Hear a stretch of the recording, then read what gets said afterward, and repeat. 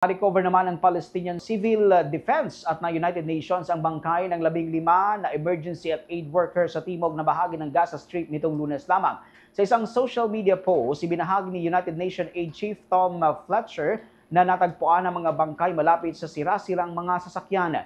Aniya, ang nasa 15 na individual na ito ay walang habas na pinatay ng Israeli forces habang walang takot na nagliligtas ng mga buhay ng biktima ng gera sa naturang bansa. Humihingi ngayon ang United Nations ng hustisya at pananagutan mula sa kampo naman ng Israeli military. Samantala hindi naman sumagot at nagbigay ng kanilang pahayag hinggil sa pagkakasawinga ng mga aid workers ang military forces ng Israel. Sa ngayon, natukoy na mga pagkakakilala ng mga biktima at nabigyan na ng maayos na libing habang bunsod nito ay umakyat na sa kabuang bilang na 408 ang mga nasawi sa Israel-Hamas war.